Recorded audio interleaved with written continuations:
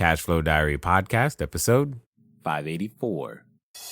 Welcome to yet another exciting episode of the Cashflow Diary podcast, the podcast that teaches you insider tips, tactics, and strategies for creating leverage streams of cash flow into your life. Learn from top-performing entrepreneurs, business owners, investors, and thought leaders from across the globe as they share their secrets to success. Like what you learn on this and other Cashflow Diary podcast episodes? Go to learninvestingnow.com and sign up to receive powerful tips and information that will help you succeed as an entrepreneur and investor. Now, here's your host, investor, entrepreneur, business owner, educator, speaker, author, and master facilitator of Robert Kiyosaki's cash flow game, Jay Massey. Hey. Okay. So hopefully you guys are doing well. Hopefully you can hear me well. And I didn't just blow out anybody's eardrums on accident. Like if you're listening on a headset or something, totally sorry about that. Anyway, would love to say welcome. How are you guys doing? Hopefully you're doing well. My name is Jay. I'm here to answer your questions, kind of like we do all the time. We are going to do our best to make sure that things around business, real estate, short-term rentals, very much so, are the things that we get a shot at answering. And we answer this for you as well as all of our students. So our students are probably, why am I not seeing anything in the chat? That could be bad. Don't know what's going on there. So hopefully the chat room is working properly. We'll find out in a second. And for those of you who aren't in the chat room but want to make sure that you can have a chat with me, you can feel free. You can feel free to call in at 417-344-2274. Again, that's 417-344-2274. So feel free to do that. And it does look like we already have somebody on the line, so we're going to definitely make sure that we take care of that. Now, if you saw the title of this particular stream, you saw that I mentioned something about insurance as well as occupancy. Well, there's been two questions inside the Facebook group that I want to bring to everybody's attention, because our students were having this conversation, if you will, about, insurance as it relates to short-term rentals, as well as the occupancy and the numbers and the calendar, et cetera, et cetera, et cetera. So I'm going to show you some things around the insurance conversation that I'm hoping you pay attention to. Obviously, I'm not a licensed insurance rep, but having sold insurance in the past and obviously using a lot of it today, there are some thoughts that I have around our policies and exactly how we need them structured to make sure that they cover the business properly. Additionally, if you've ever looked at your calendar and went, oh my God, it is blank, and you didn't know what metrics to be looking at, so that it's not a guess, so that you can have an idea. What is it pointing? What are these numbers telling me? How can I use maybe the statistics in what Airbnb is saying, or the statistics that I've gathered to know, do I need to change anything, and is anything broken? So we'll find out, and we'll find out together, of course. So for those of you watching on YouTube and Periscope and all the other places, feel free to type in the chat, because that should be working over there, and I'll be able to see that. And those of you who want to talk to me directly, again, that's 417-344-2274. 417-344-2274. And then one day we'll get around to hiring somebody to get us our graphics back. It's going to be great. In the meantime, let's go ahead and talk to, I believe this is April and Brian in Michigan. How are you guys doing? Hey, Jay. How's it going? Yes, it worked. We're doing good. What's that? I said we're doing good. I love your shirt. Thank you. I had to look, like, which one is this? I forget. You have so many of them. I do. Okay. So what's going on?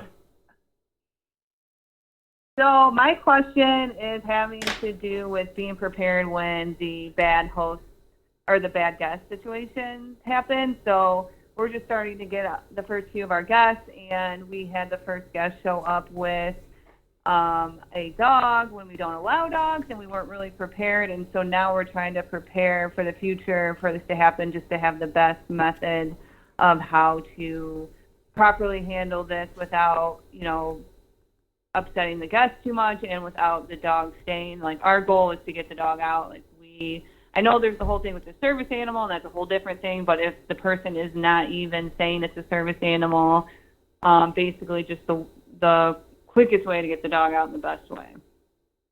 Okay. Like, what's the process for this? Got it. Everything about the dog. So, all right. So this is going to come down to I've got a number of questions. So basically what you're saying, the short version of what you're saying is, we had a guest we didn't want there any longer. Yes? Yeah. Got it. And the fact in this case, what you're saying is that the guest brought a dog and that's why you didn't want them, which is okay, cool. And there are many other reasons that you could end up with a guest that you don't want. So is it okay if I cover it just from the general perspective of what do you do when you end up with a guest you don't want? Absolutely. And also, for this current situation, the guest asked if they could take the dog somewhere and come back, which I was like, I didn't really want to do that either, but... Well, okay, so like, where are you gonna go was that the dog? only violation of your house rules? Was that it? No, they also showed up with two other guests that weren't on the reservation. Mm-hmm. And they didn't have a picture on their profile, and we had that they couldn't instant book, and they couldn't book at all without a picture. But I just made this rule, and then I have so much other things going on in my brain. Well, it was a glitch to allow them to instant book, but I saw it, and I still didn't say, I didn't stop the booking, even though I knew they didn't have a picture, which I don't like that. No, totally understood. And they ended up breaking. They ended up what? More rules, but we didn't find out until They ended up breaking more rules, but we didn't find that out until we actually went through the house afterwards. So. Got it. Okay, so 1, breathe. 2, you survived. And 3, welcome to the club. Because this is the other side. And here's the good news is that the majority of your experiences should not be like this because you're following the system now. What does that mean? That tends to remove a lot of the elements that a lot of other individuals end up having to deal with. And yeah, so with that being said, I say the following. The next part of your system, or at least that you should have, I don't know if you have an operational assistant or someone who is physically on the ground at or near your location. Do you have this already? Other than you is what I'm referring to. Since we only have one unit. Oh, okay. Yeah, no, since this is our first unit and only our third guest, we are those people. Okay, got it. And all right, and then at the beginning, you may be those people. So let me say to you, inside of the Facebook group, under the lessons section, what I'm about to go over is actually already there. All right. So if for some reason it feels like it goes too fast, you can just go and get it there because all the steps are literally right there for you. So that way so that if you need it again, rephrase, when you need it again, you'll already have it. And that way you won't have to wonder, like, what do I need to do? Does that make sense? Yeah. So I did see that. So I guess then I'm coming to the realization that basically having a pet is the same process of just getting the guest out. So it's 100% the same. Any other reason to kick them out? Yeah, but there is no difference between right. Just because they have a dog, just because they have a pet, or they smoked, or they were too loud, or they were whatever. The process is the same. So the process that we have outlined there, it's an unwanted guest. They are now in this category. Here's what you have done. You have broken the rules you said you would agree to, and now you may leave. Period. There is no difference. Does that make sense? Okay. Yeah, okay, that makes sense. So so then you're good. Now, I will say this. Yeah. If someone even after breaking the rules, is willing to pay for the fees and whatnot. Like you said, they brought extra people. So if they were willing to pay the extra fees and then said something to the effect of the animal was no longer going to be present, etc., I don't know that I would. I mean, yeah, I wouldn't like how it went down, and I'd get over it and take the money and move on. Yeah, I think because these guests were local and it was a low rate anyway, I just had that bad gut feeling, which I was right about, because I found the smoke paraphernalia when we went back to check on the house, so they're about to smoke down. I have them on video. Talking about it, so. Well, yeah, okay. So now, and that's so most of our successful smoke claims have come from things of that nature, and so yeah, that's good, and it's almost always a local person when stuff like this happens. Was there a second question, or was that it? The second part to that question is, when you do have to remove these people and you charge a fee like I did, this is my first resolution I'm putting into Airbnb, Mm-hmm. Would you say it's better to put the resolution in right away? Or I know we have 60 days to do it. Is it better to wait 14 days so they can't write a bad review about you? Oh, no, girlfriend. You're always going to need to write and do your resolution darn near immediately, because if you're running, let's say in the case where they rectify the situation, that the only way they're going to rectify the situation is if the resolution is already entered. So, hey, you broke this rule, cool, here's the fee, great, pay. That only happens if you file all of that immediately.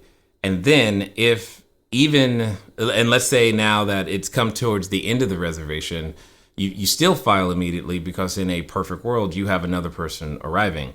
Because, 14, while yes, they have 14 days to review, you only have a certain amount of time to file the claim, which almost always expires by the time the next guest arrives. So if that makes sense. So you don't have time to really wait to file a claim. You've got to really get those claims in and done. Now, yes, once you've done those resolutions, all those other things, you're never going to be able to prevent someone from writing a bad review. There's nothing you can do. You could do everything right, and if they just feel like writing you a bad review, they can. Even when nothing bad happened. And I wish I was exaggerating. The one thing you do have as a safeguard is their content policy. So each of the platforms have a content policy. And if for some reason the content policy has been violated, or you can prove some sort of malicious intent vis-a-vis the words that they have written to you, then great. Notice I said words they have written, not words they said over the phone, words they've written to you.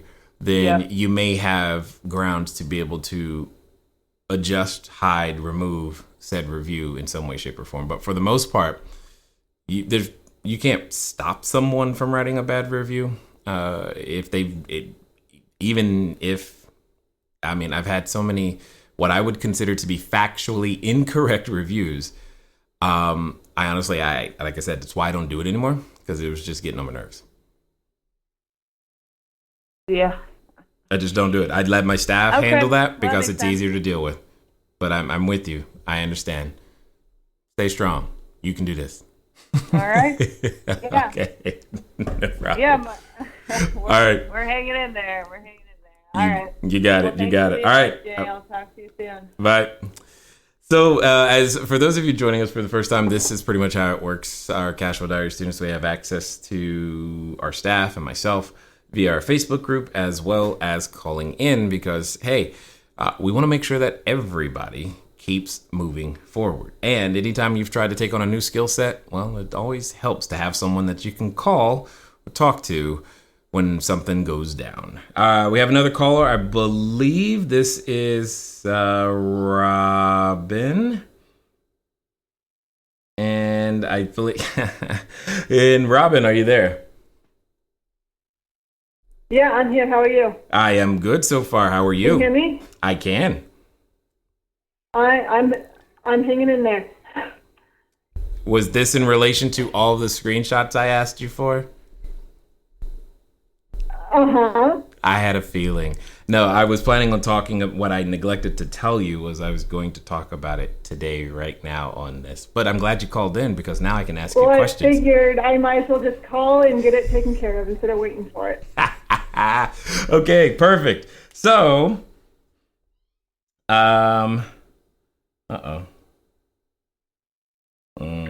okay. So I'm going to, let me pull this up on the screen because that's what I needed in order to do it. And I'm going to give everybody a little bit of history so that they just understand what was going on. All right. So, oops, there it is. Boom. So screen and then me. All right. So as you guys can see, here's what was going down. Robin was making, I can't get rid of that. That's weird. All right. So Robin had made this post looking for some assistance regarding the ranking and search criteria and trying to get her listings to appear higher when it comes to, their position inside of Airbnb and making sure that when searches are happening, what can she do? Is there something wrong with her calendar? The occupancy wasn't what she was hoping for. All of these things. And what I want to do is, as I am showing her, hey, here's how you can diagnose what's going on. I'll show you guys too. That's basically what it comes down to. So for those of you who remember, we had a training where it was like leads times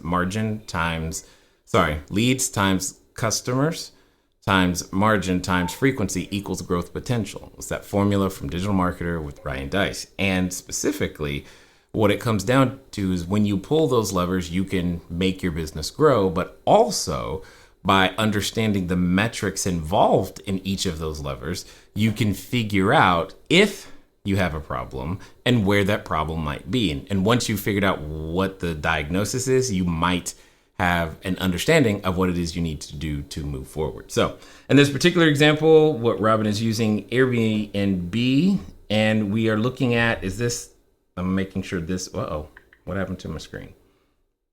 There we go. So it looks like there's 5 listings. Is that correct, Robin? Yeah. Okay. Yes. And is it still was the one that you were the most concerned about still the king bed, BYU, ski, snowboard, sleep 6 one? Or is it? I can't keep my listings separated by the titles. My biggest concern that has 0% occupancy right now is. Yep, that was the one I was talking about. Number 301. Yeah. It doesn't. Okay, got it. And then, all right, got it. So that I understand. And I just want to make sure that I'm following along with what the issue is. It's like why 3 of them do good, why 2 not so much, right? It's when you're looking at it, it can be confusing in that way. Yeah. Got it. So it's one thing to they're look. All struggling this month, but. Well, we're going to talk about that too. And let's be clear, it could be this is normal, and there's a different pricing strategy required for this particular season. This is your first December or winter, yes? Yes, this is my first December. Okay, got it. Which is fine, and that's part of where I was going with the understanding. Okay, so as I had said in the Facebook group, when you showed me those numbers, I said then, hey, do you have the booking rate? Because this is what I was looking for, was the booking rate, which is simply a measurement of views, okay, to actual people making reservations, okay? And then you were able to provide that, if I remember correctly, for each listing, and you said it was 301, that was the big one. So it would be the one with the 0. Yeah. Okay, hold on. I'm just trying to pull up the right one that has... What's that? Yeah. Yes, the 301 is like, it says the booking rate is 0.6%, but I don't have any bookings going forward. You have, because it says the past 30 days is what you're referring to. Yeah, totally understood. Yeah. Got it. I'm looking at it right now. So it's the one that says 0.6%. Totally understood. So what this means is and again, it's just very clear. Views, take the views divided by 312. That's how they get the 0.6.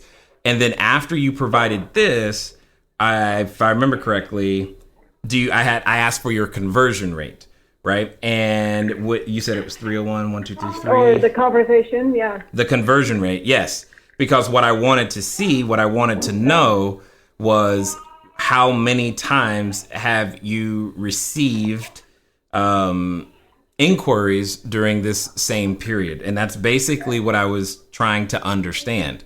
So, and this is what I would say to everyone. So what tends to happen is we all look at occupancy and go, what's the problem? All right, cool. Well, that means our bookings are not as high as we'd like them to be. So before a booking happens, an inquiry must happen, which is a statistic you can measure. And before the inquiry must happen, views must happen, which is another statistic that you can measure. And before the views happen, impressions happen, which are all statistics that you can measure. Do you see where I'm coming how I'm coming up with this, Absolutely, Robin? yes. Yes. Okay, so what we now have to do is all we simply do is ask ourselves, when we go back to, was this the impressions one? Oh, that's not the one with the impressions on it. Can you go inside and tell me what the impressions are for that one for the past 30 days, please? Because I thought I had actually... Impressions, well, you asked me for the conversation rate. Let me look up the impressions for you real quick. Yeah. The conversion rate is still important, and it's also the impressions are also important. Is the challenge? Okay. Yeah. And where do I find the impression rate at? The impressions should also be inside. I wish I had my phone. I could actually just show you. The impressions are also inside the performance under. In Airbnb or Smart BNB? It's an Airbnb. Okay. That's true. I should have started with that. Let's go to... Because it's right where your click-through ratio was, because I remember that being pretty good. Yeah. So I'm under my performance tab. Yep. And then where do I go after that? Hold on. Maybe, you know what? I thought I saw you had that. Maybe I did have it. Because I really thought that it was there. Hold on. Maybe it was... yes. Here it is. You actually had given it to... It's right here. So this is what I meant. Where you had the daily first page impressions. You see this? Oh, yes. This is what I was sent it to John. Yeah. Exactly. That's why I got confused. I was like, where is it? So if I'm looking at this correctly, first page impressions are 108. Is that correct? For the same one? Yes. Okay, got it. So now I have all the numbers in order to help you here. And this is basically what everyone should do. You look at first, so let's say you have 108 impressions. Those 108 impressions, if I remember correctly, was 44 views? No. First page, how many views was it? It says 3 clicks, but what does it say? It says 3 clicks. I don't know how many views it was. Yep. I'm going back to that. But it's views of the last 30 days. 0.06. Let me make sure that's the last 30 days. That might just be December. Yeah, I was going to say those impression numbers might just be... I was going to ask you if the impression numbers were for the last 30 days or just for December. Because what it's saying here is that let's look at the views are 312, so it should be a number near there. Okay, I'm looking for it's going when it does the report automatically on Airbnb, it does for the next 30 days, not the same 30 days. Does that make sense? I'm sorry, say again. Airbnb report. So let me go back for November 9th to December 9th. Yeah, there you go. And I need the number of impressions.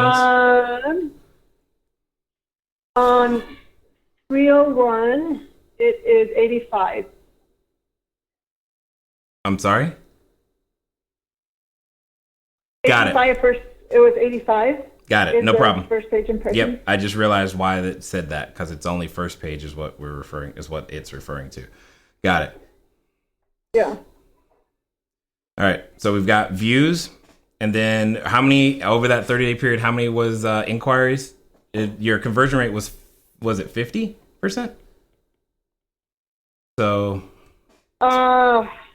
I have too many things. I'm keeping everything all messed up. I can't keep I know. That's why I'm trying. trying. Just give me a second. I'll go find it because I wrote it down. All right. That's why I had you make the screenshots, because it would have been impossible to keep finding.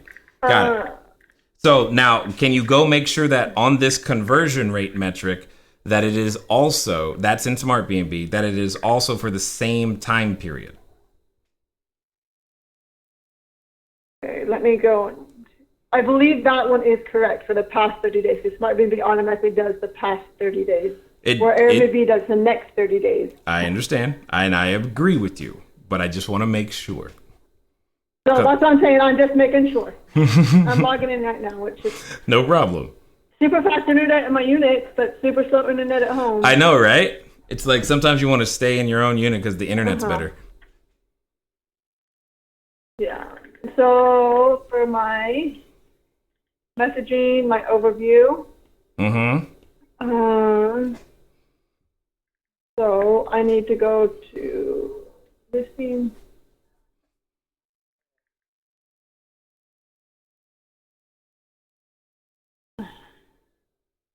It's at 50%, yes, for the past 30 days.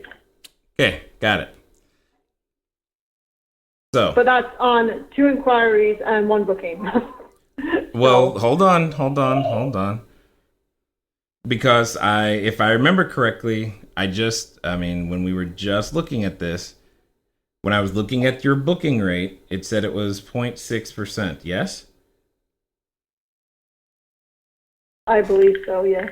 Okay.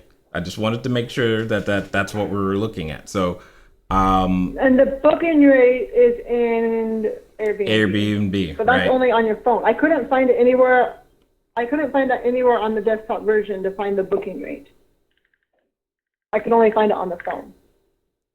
Which is weird. You know what? That's very possible. I've never taken the time to go, hey, is it different in those 2 places?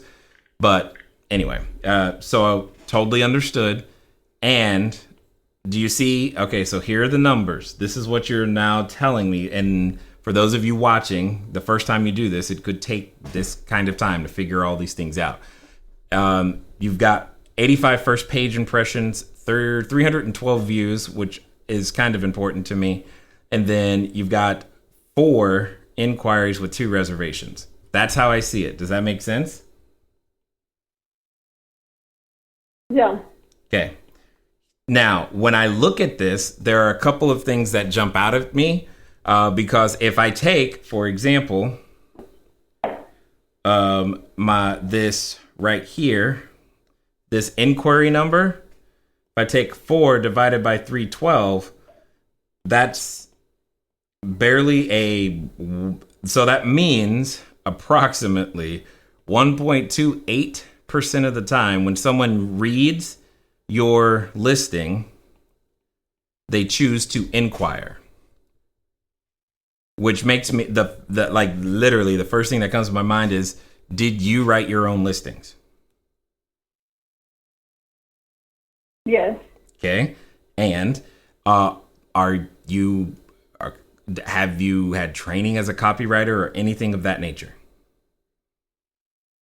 No. Got it. And I'm not saying you have to, but I am saying that number is suspect, and it's one of those things that makes me go, what words is she using that is, quote unquote, preventing people from inquiring? Do you see why I'm saying that? Because that number... Absolutely. If you have 312 people read it and then choose not to, you have to ask. I have to ask, what's up? Like, to not even inquire. It makes me wonder. I don't know. I just don't know what I don't know, but it does make me wonder. Now, with that being said, when they do inquire, you close them, which is great. So right now, what this points to is two possible things, because the next thing I need to know, the next thing I really want to know is the total number of impressions, not just first page. Because let's say, let me see, actually, hold on, I can figure this out. And I'm gonna show you how to do that. Don't do that, Jay. Don't do that. Because you have, I'm gonna show you exactly what you need to know next. Because instead of first page impressions, I need to know total number impressions, which was on your click-through rate, which was the thing that you showed to John. Yes, right here. So we're gonna take the same one. Oh, that's just first page click-through. Okay, well, you know what? Let's use this. It's not as good as what I wanted, but I'll take it. So let me explain what I mean. A click-through rate, meaning when someone sees your listing, do you create curiosity enough for them to go, hey, let's find out more? There isn't a marketer in the world who wouldn't love any one of the numbers that you've got here. Does that make sense? Getting click-through rates of 2.7, Yeah. it's 4.8 and 5%. It's like, sweet Jesus. Which suggests to me that those three, the ones that are higher, those feature image photos are kind of doing their job. The two that are 1.5%, I might want to look at. Does that make sense? Because I'm trying to get them to click. Uh-huh. So when you are looking at your click-through ratio, specifically as it relates to Airbnb, you've got your title and you've got your thumbnail. That's all you got to really look at to go, does this make sense? So you're already on the first page is what they're showing you. And when you are on the first page, they kind of click through 2.7%, which is not bad. It's pretty actually great. And what I'm saying to you is these two that are at 1.5 are kind of the ones that I would be looking at specifically on their feature image and or title. But let's just say that you maintain that kind of click-through ratio all the way through, which would explain your 312 views. The way that I would figure this out is I would take that same 312, like so. Let me show you.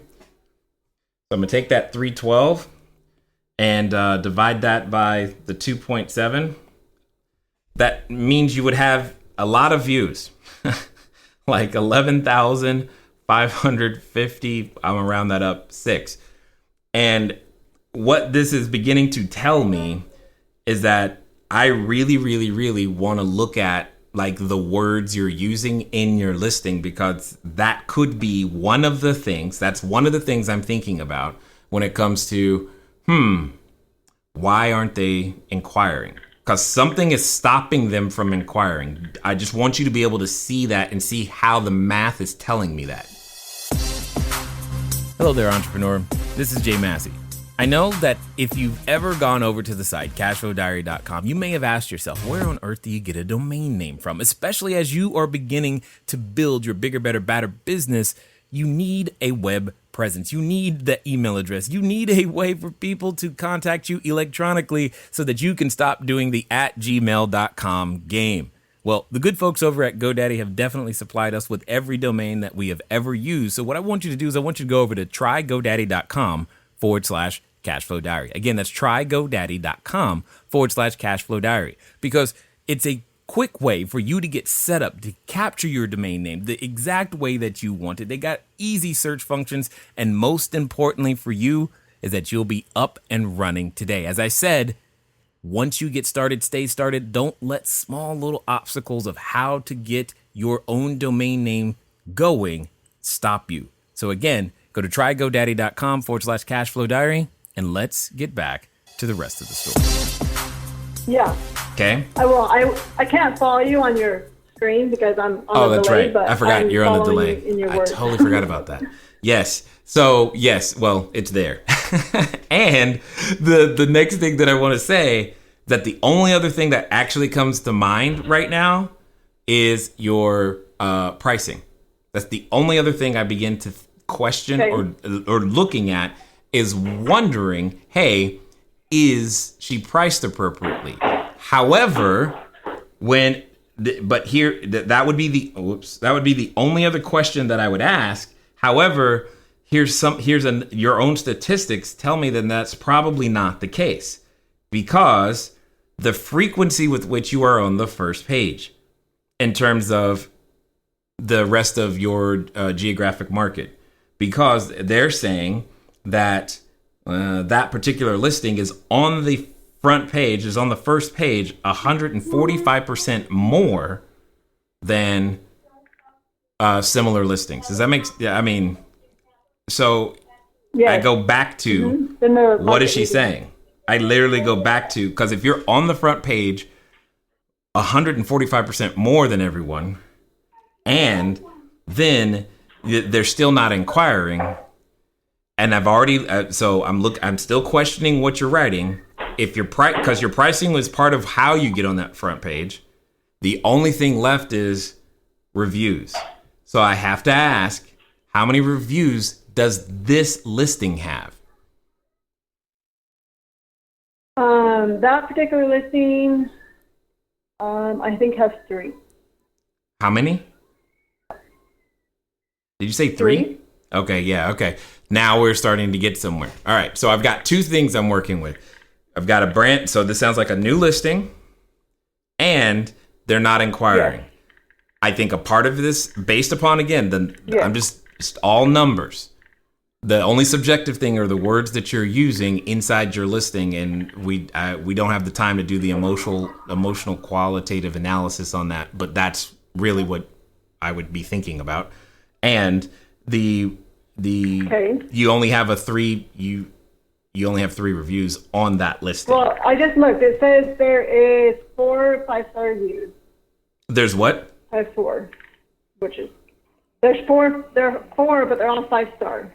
Yeah, no, I'm not saying you're doing bad. I'm just saying here's what's happening. And this is what I mean by when you start a listing near low season, the beginning of that is always going to be lower, because the people who started their listing in the summer, they just have more reviews than you.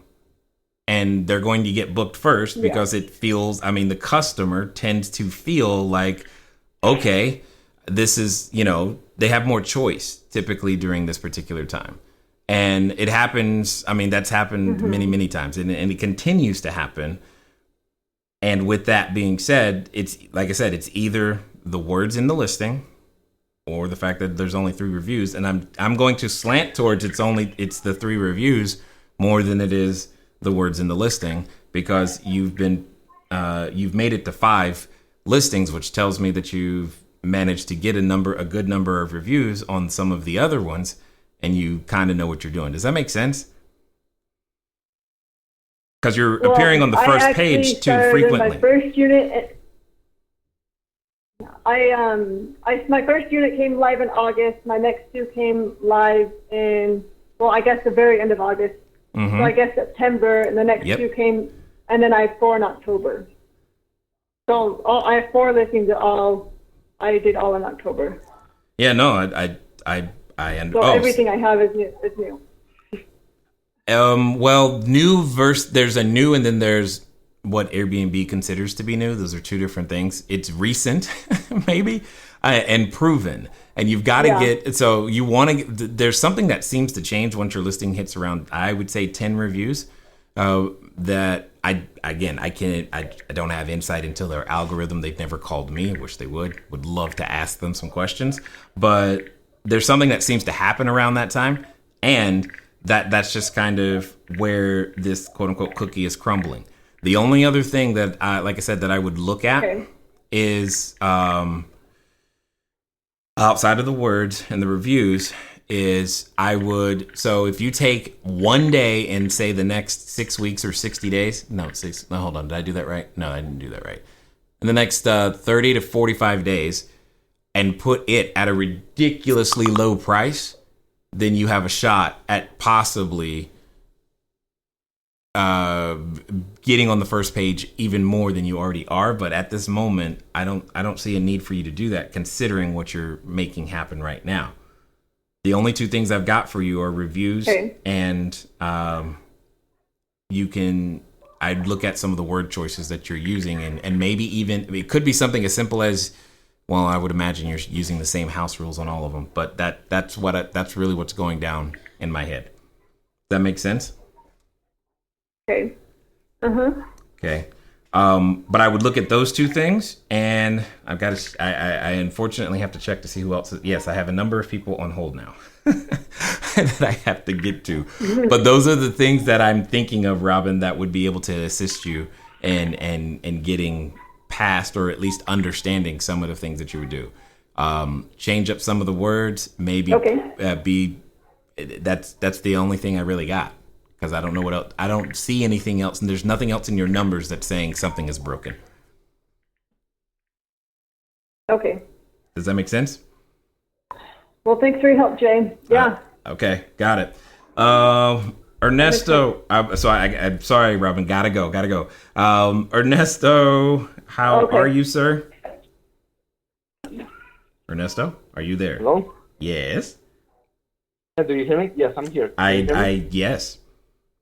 I lost you for a second. Yeah, nope, I'm here. What's up? This is Ernesto from the Chicago area. Yep, where it's like 12 degrees outside. I have a question. I understand.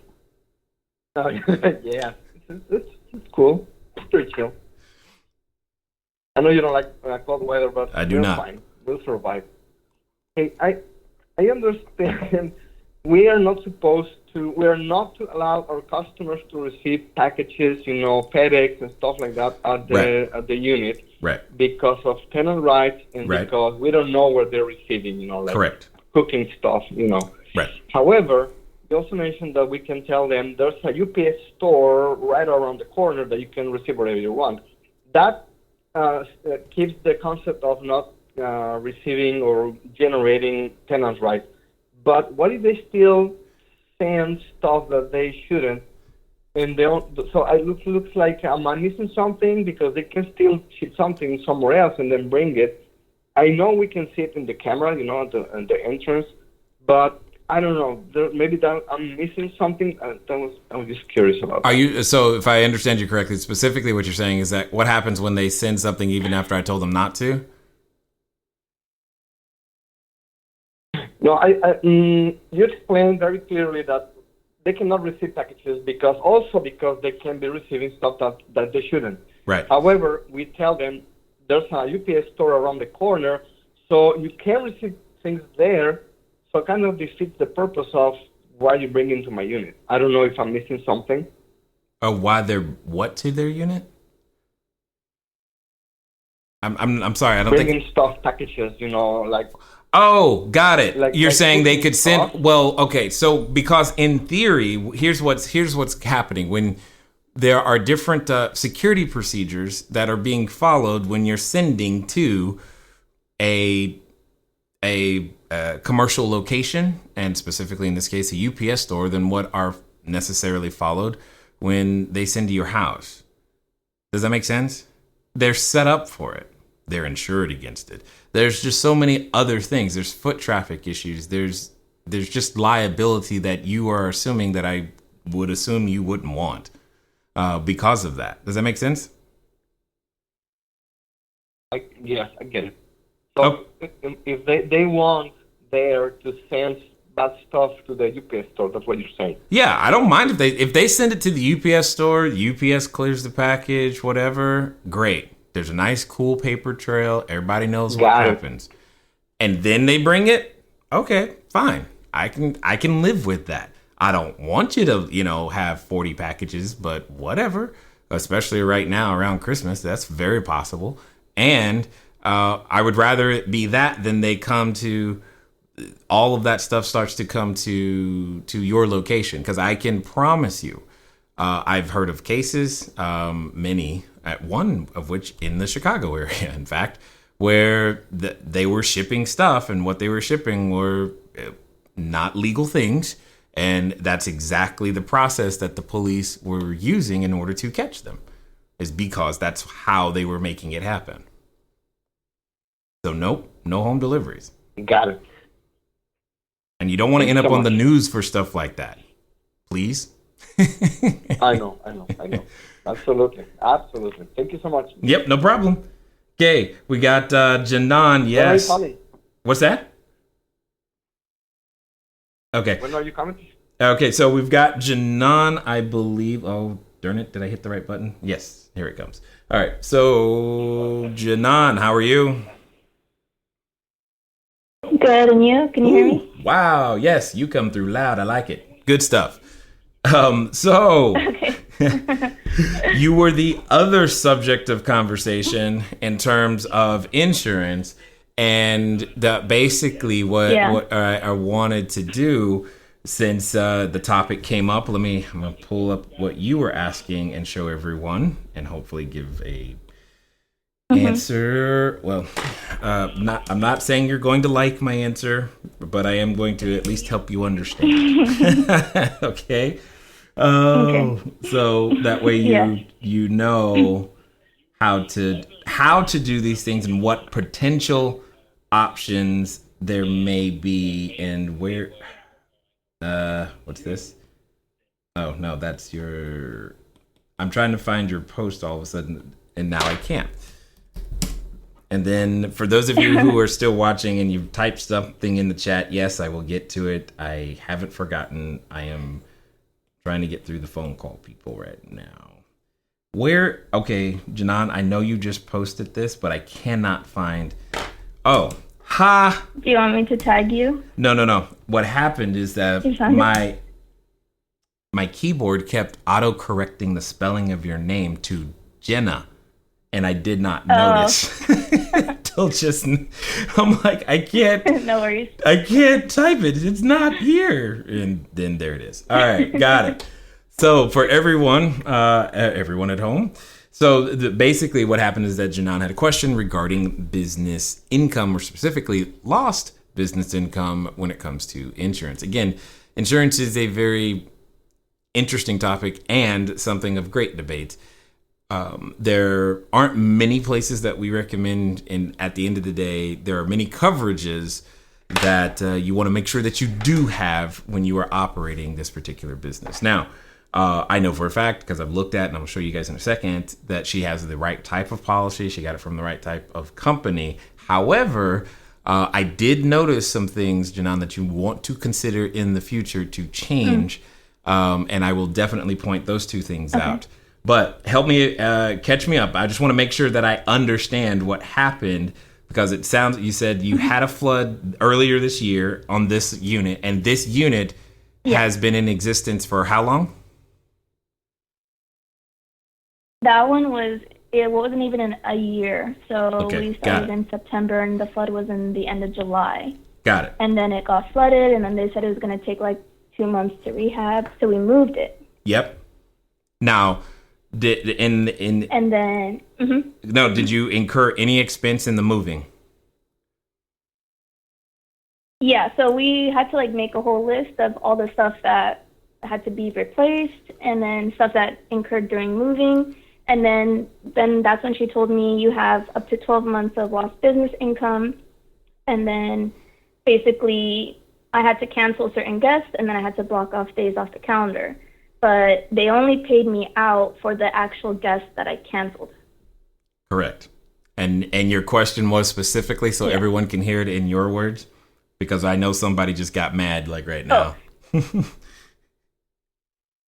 the question that I have is, I want to get paid out for the days that I had to block, because since there's penalties for hosts that cancel on guests, like I didn't want to have people booking my unit and then have to cancel on them.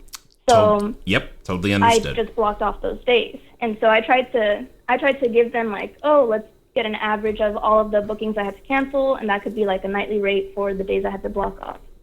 So basically, if I had not blocked off the days, technically they would have paid me. You mean not blocked them off, got them booked, and then canceled? They would have paid you. Exactly. Got it. Yeah. And one more question. Who filed the claim? Who? Yes, who filed the claim? Me. Got it. Okay. All of those are... So we had because me, right? Yeah. Yeah, I think it was you. I don't know. I'm asking. But I just want to make sure. Well, we had like the insurance. Yeah, well, and That's that's what I'm dealing with that. insurance. So there are It's some also points that I'm going to be confusing. making, and that'll be learning for everybody. But I just wanted to make sure that that was said. Yes. Okay, that certain things were said. Okay, Yes. so with that being said, there were a number of things. One, good job getting the right coverages in terms of the aggregate limits, 2 million, 1 million each occurrence. Good job there. One of the things that I thought was interesting, by the way, is that I just want to bring to your attention. I don't know if you did this on purpose, but was this a 1-bedroom or a 2-bedroom unit? This is a 1-bedroom. That's what I thought. And your limit of income insurance was $50,000. Why did you choose that number? Income limit? I don't know. I didn't pick that. I think that was just like whatever standard one they gave us. So the only numbers that so like the business, the only thing I changed from this experience was I changed my content limit from 10 to 20,000. And then I don't know what, the rest of it was just I was going off whatever was the default. So this was definitely a good learning experience. Oh, absolutely. We all go through it in various different ways. So, and you pointed out the second thing that I was about to say was, why did you only have your personal property at $10,000? Now, there's another challenge that I just want to bring to your attention, and then we're going to talk about some of the things that I know will assist you in the future should this happen. Okay. Okay. So one, when it comes down to actually getting insurance together, there's replacement cost and then there's actual cash value. Are you familiar with those two terms? You can say no. I only, from talking with the judge, no. Got it. That's completely fine. But this is so important for everybody. You're about to make a lot of people really, really happy. They're going to profit from your pain. So thank you for sharing. And here's what I mean by that. You're welcome. There's when it comes to fair market value or actual cash value, the challenge is you have to prove what the actual loss was, usually minus a depreciation, depending if it's personal property or not. And here's the thing. I tend to, if I'm going to do something that is not replacement costs, here's what I mean. Replacement cost means the insurance company will pay for what it costs to replace it. For example, let's pretend you bought a 50-inch flat screen TV that was the latest model, keywords here, latest model at the time when you actually made the insurance. But now what you're doing, a loss occurs, you want whatever the newest version is, latest model, which probably is a different price than them saying, hey, what we'll do is we'll pay you for that 2017 model that you bought based upon its value today. One is based upon that old item and what it's worth today. The other is, hey, here's a new similar like kind item. Does that make sense? Yes. And when you are looking at your business income for that reason, and well, many more, one of the things that I choose to do is make my business income, like my business income limits, I believe on my 1-bedrooms is $120,000 because I know they're going to try to go the other direction. Does that make sense? Mm-hmm. You mean, are you your lost business income, or are you talking about right now about how you were talking about the TV replacing it? I'm gonna get to contents in a second, but I'm talking about my lost business income. Oh, okay. I have that set at $120,000. Okay. Because I understand what's going to happen once a claim goes in. Does that make sense? Okay. Okay, that's number one. Number two, when it comes to contents coverage, because again, that same situation is at play. I actually have my contents at $40,000 because you're going to want enough. If something happens, you're going to want enough funds so that you can replace everything minus what those things were worth at the time of loss. So remember, all of the furniture, fixtures, and equipment that we go in there with is going to be depreciated. I know this going in.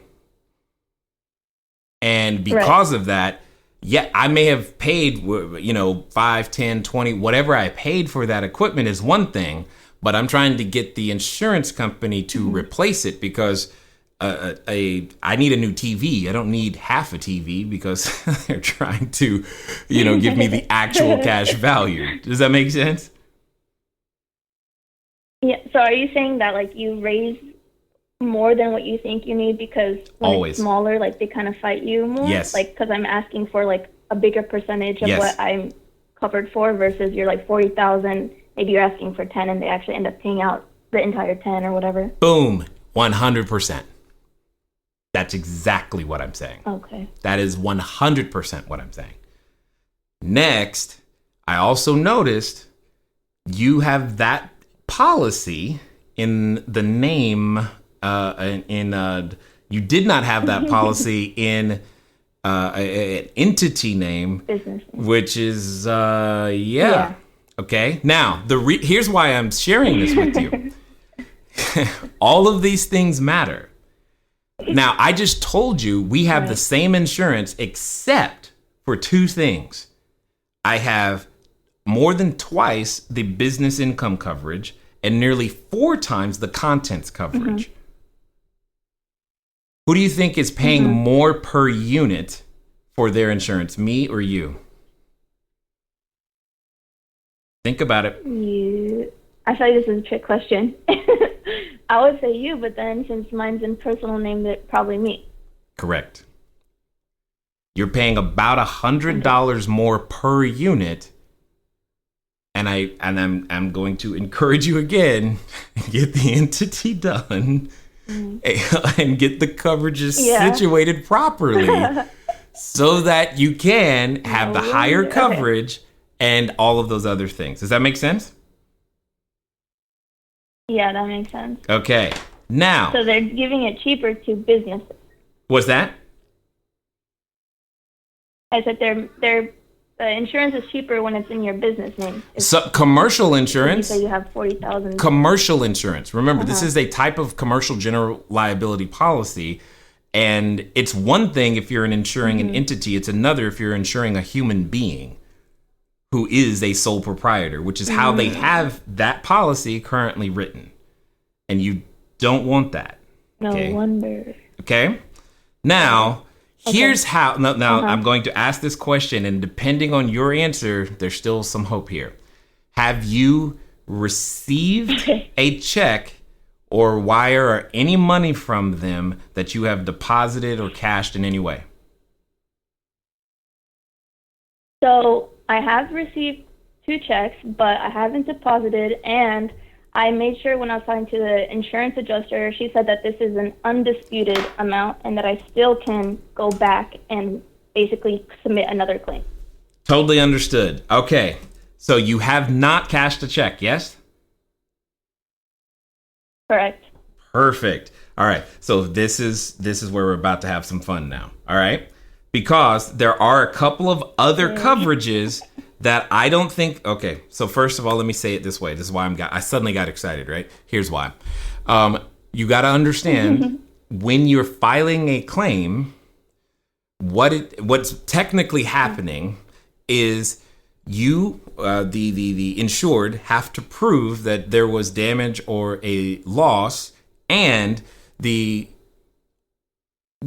claim adjuster that you're typically speaking with does not work for you, meaning their job is to literally pay what you ask for as small as humanly possible, especially when you have the responsibility. We as the insured have the responsibility to make the claim, meaning there are other coverages that I know you have that I believe should / would apply on this particular claim that you may not have asked for simply because you don't know, and they have literally no obligation to tell you.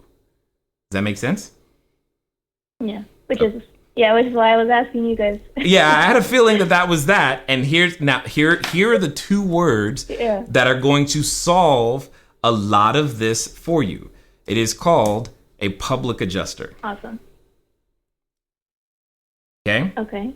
So here's the best part of your situation.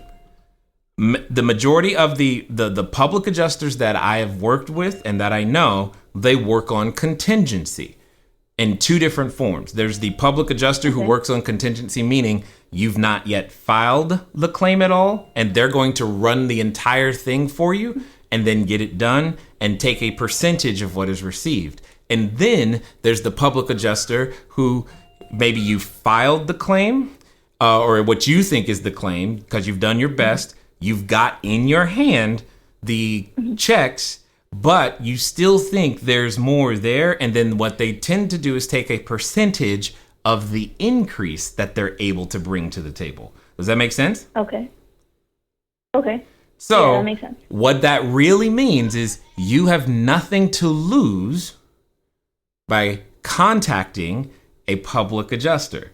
And what a public adjuster usually is, it's probably someone who maybe used to sell insurance, but is possibly insurance licensed, but there's usually an attorney working for the company somewhere who loves to stick it to insurance companies and make sure that they pay insurance for everything that we've paid for.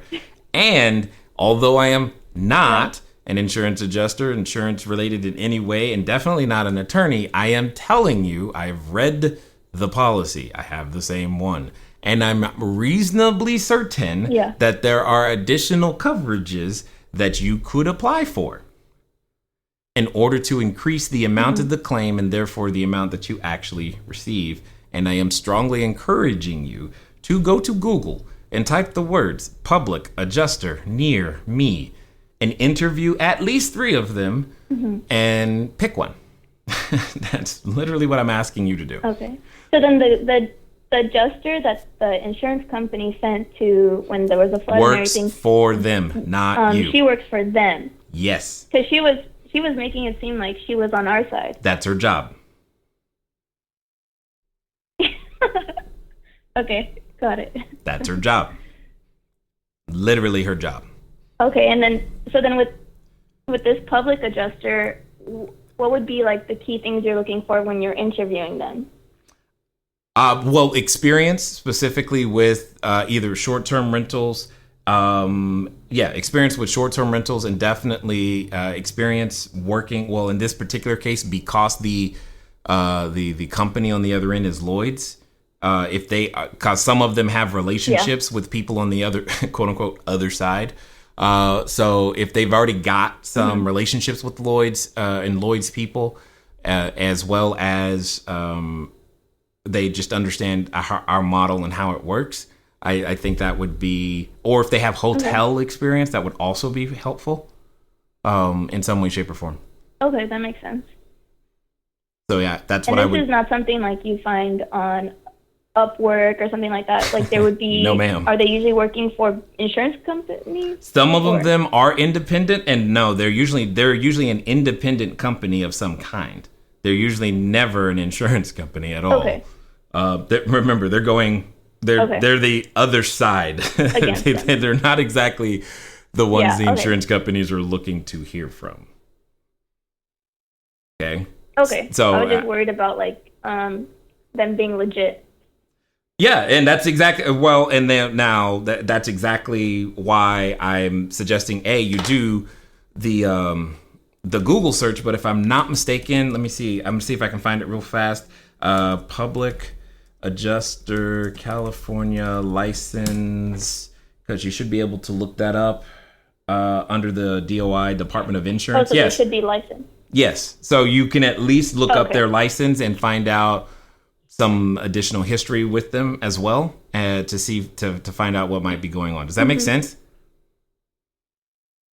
Yeah, that makes sense. Because the only other thing she told me that I could like claim is basically like working hours that we worked, and then just submit like the line by line items again for certain inventory that she thought wouldn't get past the first time. Yeah, no, totally understood. And the process that she is recommending is very common, and yet I'm reasonably certain there are things that are not being mentioned. All I can tell you is every time I've used a public adjuster, the amount that we receive magically goes up. More. That's all I know. So then the public adjuster will read my insurance policy, basically. All 91 and pages. He will help me. All 91. Okay. Yes. Yes. Okay, cool. Cool. So, thank you for being willing and to share so that everyone else here can learn. I'm sure the chat is full of, oh my God, I didn't know.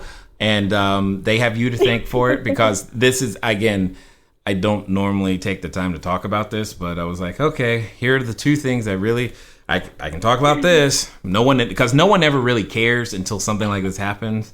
And then they're like, cool. Like if I had said, ooh, come watch this, no one would care. But because it happened to a person that they know, and they're like, cool, I'm watching and I'm learning. And now everyone's excited. But you can't advertise, come learn about insurance, because nobody wants that. It's funny because when we set up the unit, Vivint didn't have water sensors. And then now they do. Yeah, now they do. Totally makes a difference. I'm including them in my unit, but it probably won't happen. So, right? Tell me about it. Anyway. And then go ahead. The other question I had was similar to you were helping someone else at the beginning, but mine's a little bit different in the sense that I had a guest that was 3 months long, and I moved her from that flooded unit to the brand new unit. So that one only has like one review, and so I posted the same pictures like you had asked from her, and so I was just wondering, do I just like do I just lower my prices, or Carol mentioned I could like change the name of the listing? Yeah, you have a very similar issue, and I would definitely change the name of the listing, and I would keep messing with the feature photo as well, because new listings during slow season, guys, gals, everybody, it's harder because it's slower seasons. That's just what happens, and you know that going in, because you'll make up for it during the high season for sure. Plus, did you categorize? Anyway, make sure you say what you just told me to the public adjuster. Oh, do you have is Marcy doing your bookkeeping? Yeah. Oh, yeah. Make sure that you tell the public adjuster what you just said about moving the guest, okay? And make sure that you tell the public adjuster that you do have a bookkeeper in terms of backup documentation, etc., and how sensitive and valuable reviews are. This is good. Yeah. Like I said, I think you have more. There's more there. That's all I'm going to say. Call the public adjuster. Are you saying maybe there might be also lost business income from the new unit? Yes. I'm almost certain of it. Because part of business income because here's what you're telling me. Part of your business income coverage is, yes, that unit went down, but now that you're operating again, you just said my new unit is now going to underperform. We don't know how long, but we know it's going to underperform. So I am getting even more excited and know that that's there. The only thing that's bugging the tar out of me is that you have your limit set so low. That's like, that's like, I wish they were higher. Yeah. Because then I just wish they were higher. Right. That's all. Do you also keep your lost business income? I don't know if you're allowed to change this, but to 12 months, because I think yeah. 12 months is normal, and yes, that's definitely for sure. Definitely for sure. Cool. Yep. Oh, I have another caller. This is good. What's that? Oh, just for this listing, just change the title and then talk to the public adjuster. I would change the title. I would definitely change the title. I would show the difference in revenue that's currently happening, difference in performance, because you've got to be able to use and document these numbers and help them understand that this thing is going to underperform until about March. And even then, you could probably still have some more. So all I'm saying is there's more there. Got it. Got it? Yeah, because I know at the beginning when you have a new listing, Airbnb kind of like boosts it, right? And so since this is not new anymore, technically, it's 3 months old. They're not really boosting it anymore. Yeah, boosting, but you've got no reviews. Yeah. You've Okay. got. Yeah. Tell the public adjuster. I think you're going to be happy. Okay. All right. Okay, thank you so much, Jay. No problem. Yes. That's what we do. Thank you. Mm-hmm. Okay, we've got one more caller for today. And then the people in the Facebook, all of you who have been chatting, I can see it scrolling out of the corner of my eye. I will get there and then we'll be done, okay? So, Veronica, how are you? Is it Veronica? Yes. I'm doing great. How are you, Jay? I am good. I'm answering very complicated questions today, so please tell me it's something easy. Sure, it'll be easier for you. Actually, Ernesto, my husband, is next to me as well. Okay. Okay, so we have two questions. The first one is about the entity. Okay. The question is, we have already an LLC, which we have elected to be an S corp Oh, okay. for tax purposes. Uh-huh. So we wanted to know if we could use that one for this business, or we have to create a brand new one. I would say if your attorney says you can use it, I don't see why I don't know a reason why you can't, but I'm not an attorney. So I believe there are many people who are using that particular structure. We just use an S corp, and I know, but there are also some who use an LLC, and then you're using an LLC taxed as an S corp. So whatever they say is what I would go with. Okay, that works. The second question is, in the training, in the blueprint, I saw in the best practices and in the resources section, this letter for landlords. Oh. That is more like a presentation letter. Yep. Benefits of Yep. doing business with you versus the average renter and stuff. Yep. One of the questions that Ernesto has is, what if we present that letter and then for whatever reason they use that against us? Is that something that How would they use it happens against a you? lot? That it says there, well, it's going to be less damaging or less use of the utilities, less use of, I remember the appliances and stuff, like sounds very promising, and something happens, like a commitment, and they will bring it back and say, hey, you said these things here. And Well, didn't they're happen. not, typically they're not paying for the utilities. You are. And if there is damage, you're usually going to pay for that too, as well as you have insurance. I don't see. So here's what I'm saying. Even if they wanted to use that as some, I don't know what kind of leverage that would actually be, because it's not exactly like a binding contract, and it's not in your lease. What kind of damage have you really done that's not fixable, or that you haven't already fixed or isn't covered? Does that make sense? Like, what did they lose? What harm did you do if it actually happened? Okay. That's really what I'm saying. So, but if you're uncomfortable with those parts, then fine, take them out. However, there's lots of documentation out there that shows just think about what happens when you go travel. It's not like you sit around using the television, the electricity. Does that make sense? Yes, it does. Yeah. Okay. Yes. Cool. Awesome. Okay. Thank you for being easy. We had difficult questions today.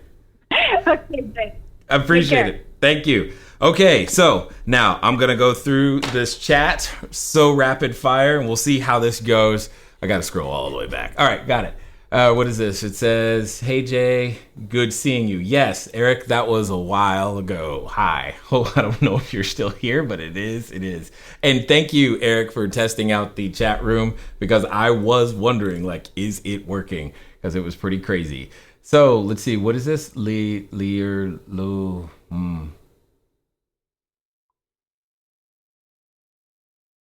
Oh, no, Leonard, you were not the only one, but thank you. You guys are awesome for, making sure that the chat is working. And yes, Megan, they got the call-in number, but we're not doing that right now. I'm trying to get through. Let me know if I should call in. There you are. Been hunting for this live stream for 20 minutes. Yes, Susan, I got a notification as we were live that something strange was happening on Facebook. We don't really know actually, it's this camera.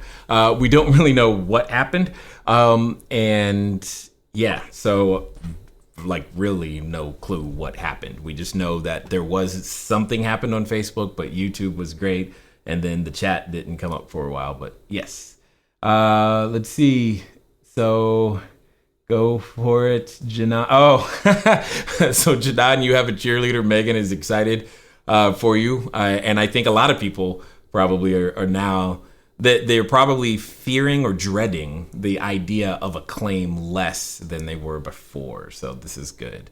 And then let me see, Ernesto. Oh my God, I had no clue. I see this. Is there an upfront charge for public adjuster service? That's an interesting question. That was actually one of the questions I had the first time I used them. The majority of the public adjusters that I have personally used are always contingent, which is why I was never, which honestly got me really, really comfortable with using and working with them, because what that means is they're now on the same side, so to speak, of the compensation as with you. Because remember, if they can't make the claim big, 20% of zero is not much, right? So if they can't make the claim bigger, then, well, they're probably not going to take the case. But if they see things like some of the things that you heard me say, and when Janan shows them her books and the revenue that's there, that this new unit will likely underperform because of, they know how to prove those cases and make that happen so that she gets fairly compensated, again, for what she paid for. We're not asking anything for what she's not due. And it's just naive. And many people do this with their insurance. This, by the way, this applies to every type of insurance. So if you've been in an auto accident, it applies every type of insurance, guys. This is just how it works. So, and for us to actually expect the insurance company to volunteer, hey, you could file a claim for this and file a claim for that too, you know? Yeah. And I learned because I had buildings burned down, and I learned a lot through that. But you know, these are things. So yay. But it's not sexy to talk about. No one ever really cares. Like I said, no one cares until now they need it. And then they're like, which is why I've consistently been like, there's a reason specifically in the insurance category, there are so very few recommendations, because sometimes a public adjuster may not take the case simply because they know that particular insurance company that you're working with just isn't, well, it's that particular insurance company that you're working with. Okay. I'm not naming any names. I'm just telling you, an public adjuster knows which companies to avoid, because they know who doesn't pay and who does what's right and who doesn't. And that's really what I'm trying to say. So, but no, I would not consider, was that No More Delay? I guess you were on YouTube. Hopefully you're still there. I would not, that would be one of those things. That's why I was telling her to call multiple. If a public adjuster wanted me to pay up front, that's a warning sign, and you're going to go straight to the bottom of the list, if not into the round file. So, so love the insurance piece. What insurance company do you recommend? I would love to answer that question if for some reason, I could do so in a legal fashion. And the problem, part of the challenge is, that somebody could construe that as me trying to sell insurance, and that's not what I'm doing, and because I don't have an insurance license. But I hear you. I will say this though: if you ask in the student group, you'll probably find out. YouTube has some good questions. Yes, they did have that today. It was pretty awesome. Thank you, Jay. This is a huge worry off my shoulders. Yes, because when something happens, that's why you buy insurance, for the peace of mind of knowing that when something happens, you want to get back to normal, back whole. That's the entire concept of insurance. And you want to be made whole. But the downside is it's up to us to describe adequately and in terms that fit the coverages that we've purchased what whole means. And if we fail to describe, they're not going to volunteer. They're never going to make the case on your behalf because they don't have to. They only have to pay what you ask them to when you make the claim. And the biggest thing that we all do is we think, hey, the claims adjuster, she was so nice, he was so great. But they don't eat. The insurance company is the one that's feeding them. And you have to think about that. So, because and I promise you, the insurance company keeps track of which adjusters are generous, we'll say, and which ones aren't, right? They keep track. I'm just going to leave it at that. Keep moving. So, oh, goodness. And yes, Janan, please keep the group posted because this could be, so just so you know, Janan, it also would not be uncommon for this to be a 3-month ordeal. Okay, that wouldn't surprise me at all. But so just know that, okay? And so don't be like discouraged by that. No one's playing around or anything. It's just sometimes it can take that kind of time. It just depends, again, on how big the claim can be, but the claim will never be larger than the limits of your insurance. Again, another reason why I tend to increase the limits. Because when you show a claims adjuster that, hey, there's a potential 1 million, 2 million, 3 million, or 120,000 or something like that there to go get, we just have to prove it. That's different than saying 10,000, 20,000, 30,000. And unfortunately, the majority of individuals, when we go to purchase insurance, we're shopping on price and going, well, which coverage, just give me the least amount of coverage that I need. And it's often the worst decision possible, because the worst thing you ever want when you need insurance is the insurance company to pay the policy limits and be done. Because once they've done that, they're done. They have no further obligation. So, and oftentimes, as proven today, I'm paying $100 less per unit for the exact same, for more insurance, and it's simply because of having it structured in all the right ways. So I'm hoping all of that helped you guys. Hold on, let me check a couple more things. All right, good. That looks great. Let me see. I don't see any calls. Awesome.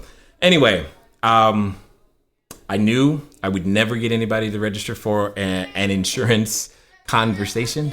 So I took today to tell you. So hopefully that was something that you enjoyed, and in some way, shape, or form, being able to hear it happen in a real-time sense. But there are certain things you just can't cut that corner on that insurance, and you can't cut the corner on the photos, and all of the metrics matter. And for those of you who have been watching and you're like, wow, that was a lot of information, it was just around insurance, or maybe you've not yet started your career, if you will, in the short-term rental game and you're thinking of making it happen, go over to cashflowdiary.com/star. Someone type that in the chat for me. cashflowdiary.com/star. Because getting to there it can make a difference for you, because there's a ton of best practices all around this entire business that, yeah, if you spent years collecting them, you might come close to understanding everything that we've put together collectively across of all our experience. And yeah, that's great. But we suggest that you speed that process up, get more faster. Join us. Go to cashflowdiary.com/star. And again, it's been fun talking to you guys today. I look forward to talking to you soon. Until next time.